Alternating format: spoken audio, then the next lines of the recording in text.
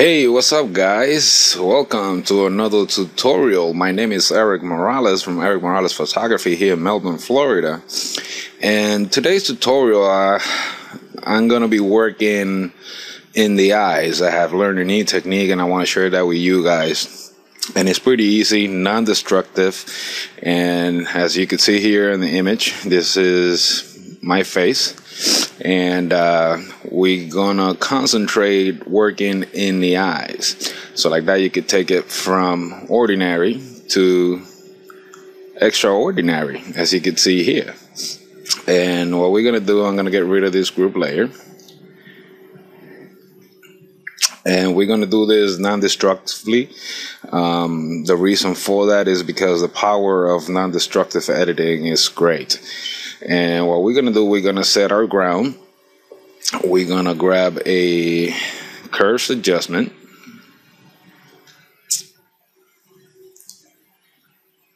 and then what we are going to do, we're gonna make the white part of the eye a little whiter. So we're just gonna give it a quick touch here.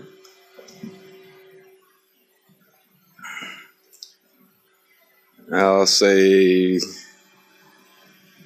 right about there looks good. And one of the reasons why the eye is always kind of a pain is because it got some color matches right inside the eye. You know, you always, in my case, I have a lot of red, which turns my eye look kind of jello.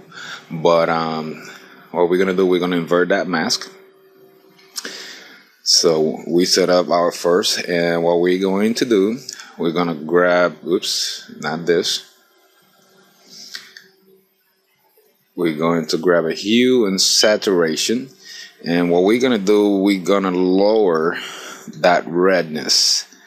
So we're gonna grab the saturation and we're gonna bring it down to maybe 50, I'll say 60. So minus 60 on the saturation. And we're just setting the ground here, so just bear with me. And we got that, and we're going to invert that mask. And now what we are going to do, we're going to try to make the iris. You see my eyes are kind of brown, so we're going to add a little red, just to make the color pop out a little bit more. I'll say right about 30, maybe 40. And what we're gonna do, we're going to invert that mask. Now this is practically based on the colors inside the eyes. But what I really want to show you guys, and what I'm going to do, I'm going to group this to get it out of the way so we don't have any distractions. I'm going to group it. And what we are going to do now, I'm going to show you a technique that I have just recently learned about frequency separation.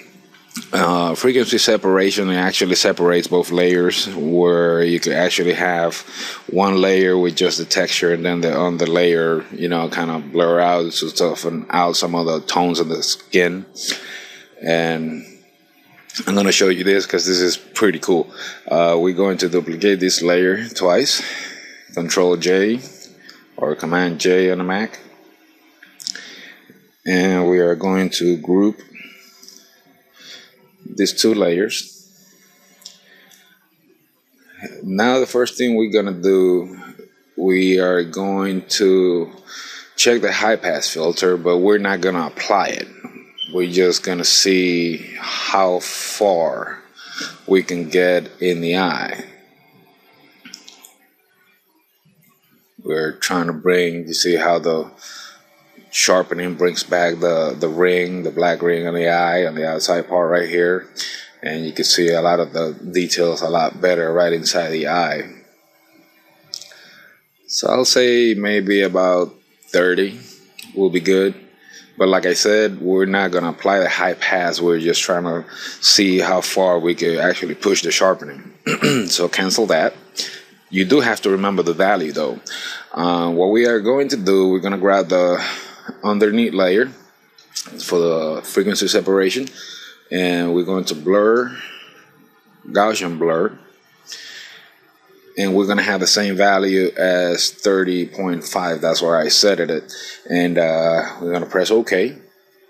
And then we're going to grab the top layer, go to image, apply image.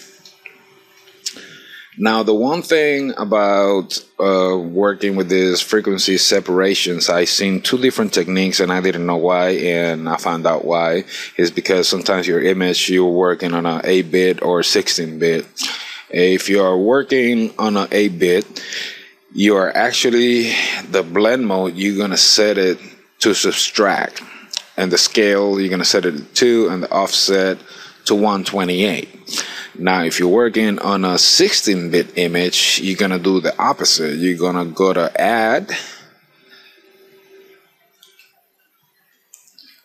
and the scale needs to be in 2. And the offset is going to be set at 0. That's if you're working on a 16-bit image. And then what you'll do, you invert that and then press OK. But since I'm working on an 8-bit, we're going to go with subtract. Make sure my scale is a 2, offset 128. Make sure I got my background copy checked out or checked in. Now your image is going to look like this. This is the indicator that, you know, the process is actually working. Then press OK, and then we are going to change the blend mode to linear like. And I know that right now it doesn't look like much, but we're going to zoom in 100%. And this is what's going to happen. We are going to mask the bottom layer. So use a white mask because we're going to hide the bottom layer. Now with a brush, you know, if you want it 100%, really doesn't matter, or if you could just lower the opacity or the flow, however you prefer. And what we are going to do, we're just going to change the color to black because we're trying to hide that. Now look how nice this technique works. We just sharpen the eye. You can see the color a lot brighter, and I'll show you. See, look at that. You brought a lot more definition into the iris. And then we're going to do the same thing here. I really love this technique. And if you think that it's still a little bit too much or too dark, you are not going to lower the opacity on any of this. You're going to leave them the same way they are. What you're going to do, you're just going to change the color, and then you can lower your opacity. Then paint it back in white. That's if you think you went overboard.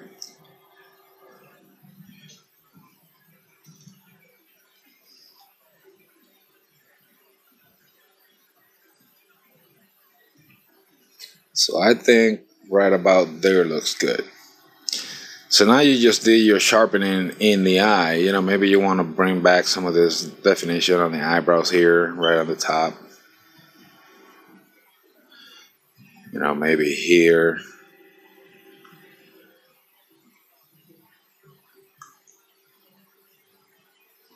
See that? Before and after. I really digging it. This sharpening technique here is pretty easy and pretty convenient. Okay, so now that you're done with the sharpening, now we could go into our tones. And what we're gonna do, we're gonna make the white part of the eye whiter. I'll say 100%. Lower your flow, maybe about 30%, and then just start. Oops, gotta change our color. You know, just in case if this colors right here, you don't have the black and white, you could always press D on your keyboard to reset it to the default, which is black and white. You always want your, if you're dealing with a black mask, you want your foreground to be white, which is, this is your foreground, this is your background. And we're just going to, you know, like I said, paint over the eye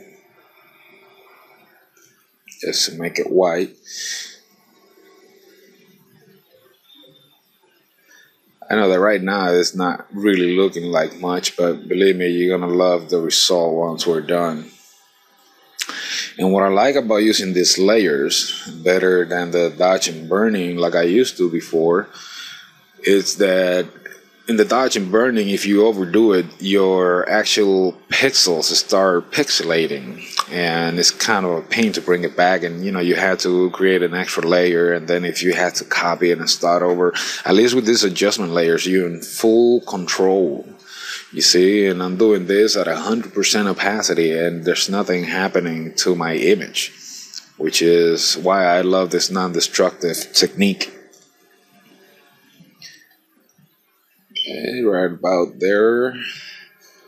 Okay, so now we're going to reduce the redness of the eye.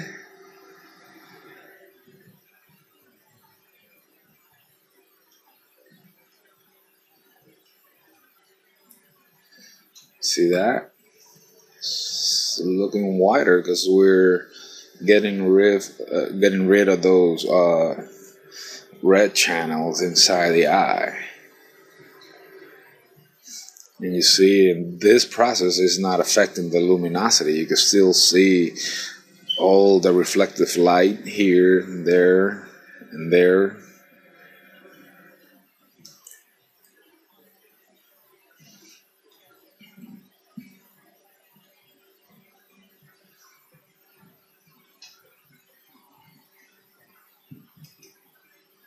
This is looking pretty good, pretty easy technique.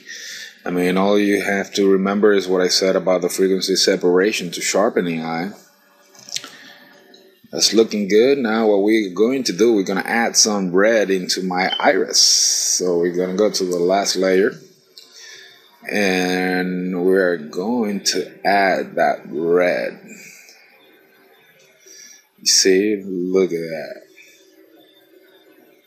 Look at that, how nice this is actually looking.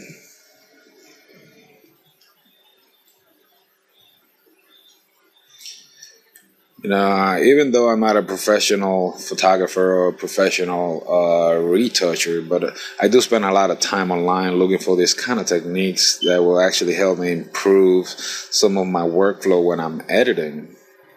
Because it's the little things that actually helps. You know, this is actually some nice tricks or details that you can always bring into your workflow just to improve the overall look of your image. You see, now look at that. That's looking sweet. I like it. I don't know about you guys, but I mean, I like it. Not because that's my face and my eyes, but you know, the technique is just supersized. You see, now before, after, before, after, before. This is pretty cool, right, guys? And if you still want to kick it up a notch, there's another trick I learned. We're going to grab another curves adjustment layer. And what we are going to do, we're going to grab this picker right here, this little hand right here. And we are going to boost some of these colors here with curves. So, you know, you're going to grab some of the highlights. Now bring it up a little bit more.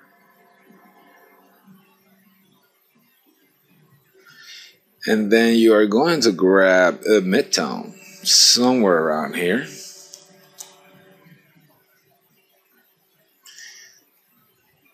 You see how it automatically makes these dots because it's boosting my mid color that I picked from here right somewhere in the eye. But you got to remember, you got to keep it right in between a highlight, a mid-tone, and maybe a dark. But maybe because the dark is way down here, what you could do is just pull your slider so you can bring some of the black back. Right about there.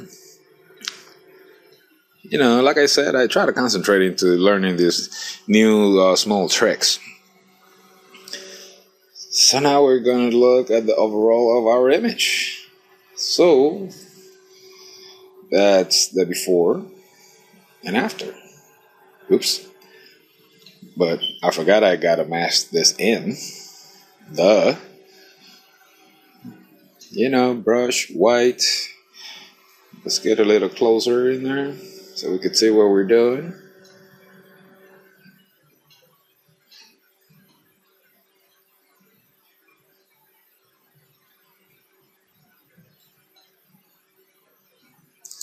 I mean, you gotta love Photoshop.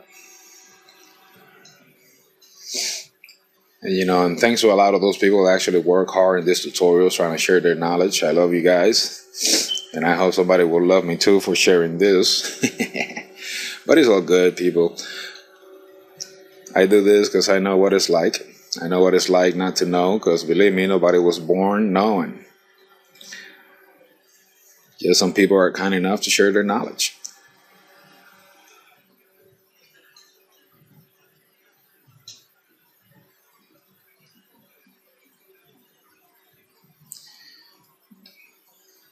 There we go. Now here's the before and after. Before and after. And we did this non-destructively. You can see that everything is here. My layer is still intact here. I did not have to create an extra copy. I did not have to do the dodge and burning, worry about the pixels being blown out and stuff. We did this non-destructively, sharpen the eyes with the frequency separation here, and then add some color and reducing some colors right inside of the eyes. So I hope you enjoyed this tutorial. My name is Eric Morales, and you can find me on Facebook, facebook.com/Eric Morales Photography. And I hope you enjoyed this tutorial. Please subscribe or leave me a comment below, and it really helps. And I hope you have a great day. Enjoy.